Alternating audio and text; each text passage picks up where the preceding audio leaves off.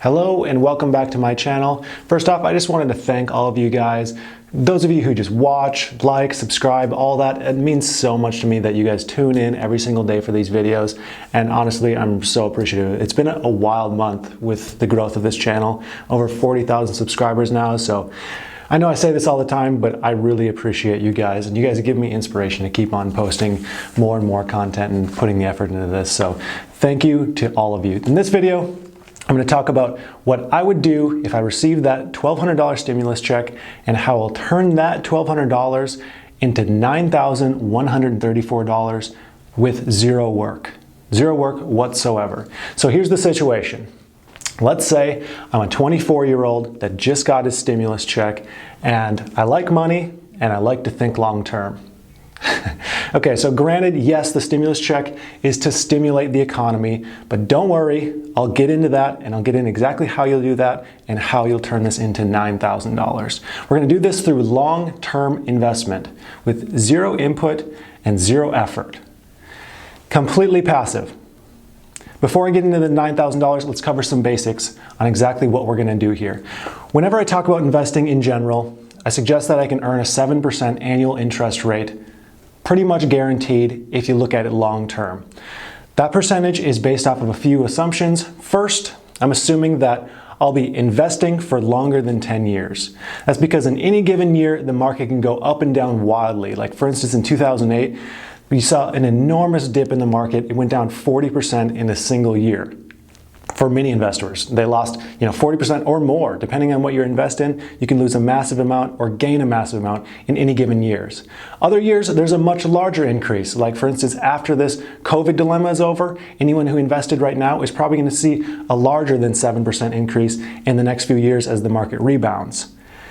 But the important thing to note is it's only over a longer period of time that you approach that 7% average annual return. And the second assumption is that I'm investing in something very broad-based, such as Vanguard or Schwab Total Market Index Fund. That 7% nearly guaranteed return doesn't apply if you're invested in just one company or even like 5 companies.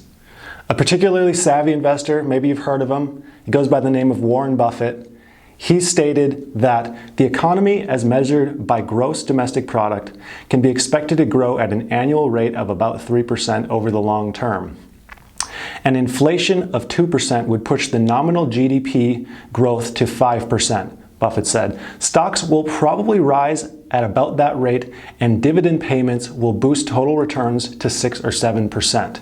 Now, this is the market on average as a whole. Let's talk about what an index fund exactly is. An index fund is a type of mutual fund with a portfolio constructed to match or track specific financial instruments, such as the S&P 500. The goal of an index fund is to provide broad market exposure, low expenses, and low portfolio turnover. The funds follow their benchmark index no matter the state of the economy. In fact, they have rigid investing prospectuses that they must follow. These are set before the fund is ever opened, and they follow this rigid prospectus on what exactly they're investing in, so you know exactly what you're investing in.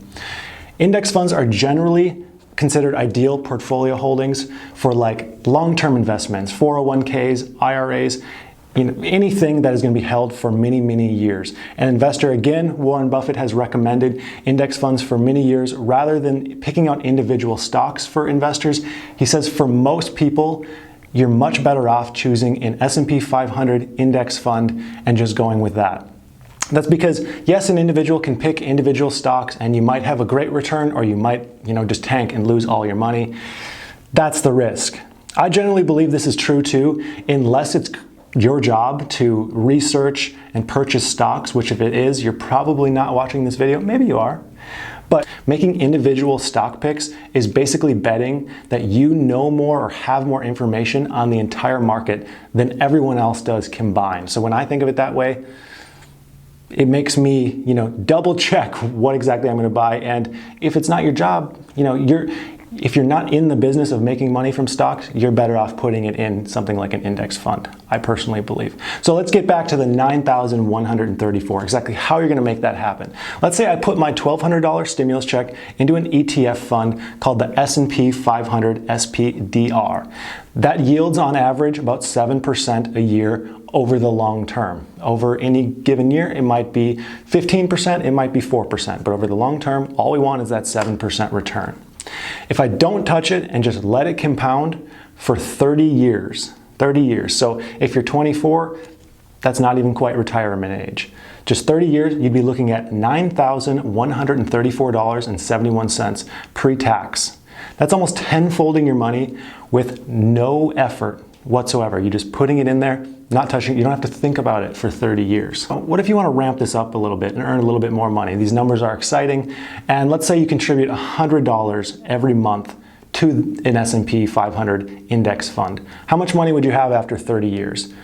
You would have approximately $132,000 by just contributing $36,000 over 30 years plus that $1,200 initial stimulus check investment.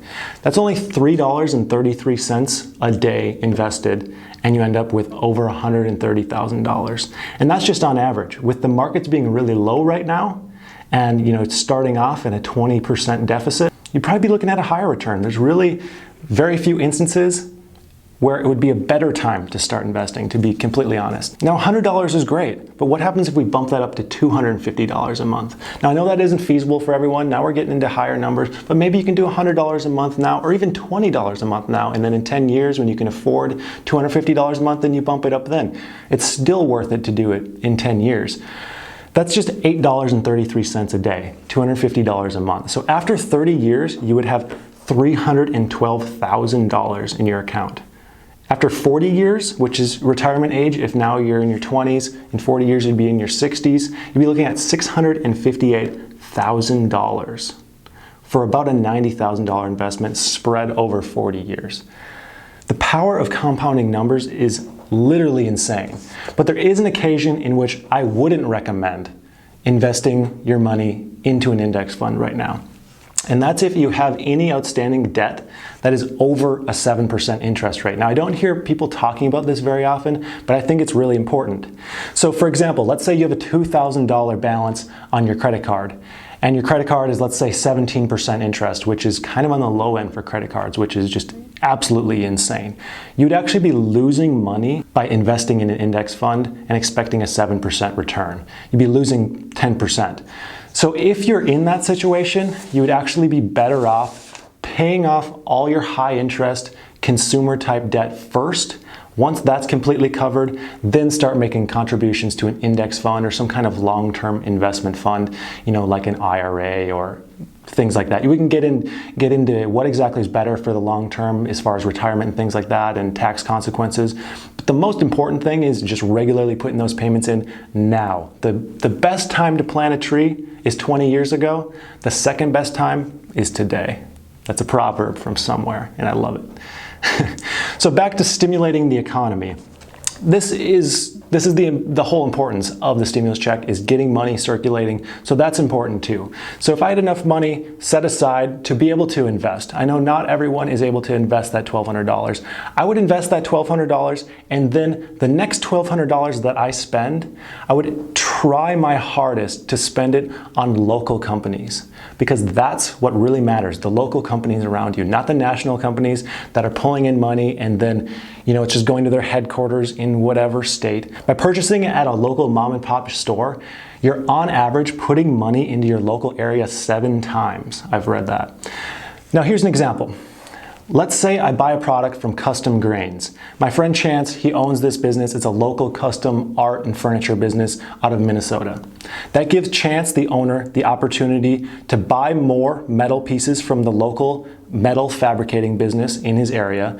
The owner of that metal fabricating business then buys tools from the local hardware supplier in their area. The local hardware store then pays a salary to their workers. And let's say one of the workers has a daughter who's in soccer. He has to buy some soccer cleats from her. He goes to the local sporting goods store and buys things there, and just keeps going on and on and on. And that's exactly how you stimulate the local economy. By just purchasing local, you're helping out more than you could possibly even realize. Like, you don't know exactly where that money is going to circulate to. Yes, it eventually will go nationally, but you're helping out by purchasing locally. Small businesses right now are really in need, and more than ever could use your patronage. So what exactly are you using your stimulus check on? Do you guys want me to talk more about my investment strategy, investment 101, anything of the like? What exactly do you guys want to hear me talk about? I'd be interested to see what you guys are interested in. And as always, I would like to thank you for watching. I appreciate each and every one of you, and I hope you have a profitable day.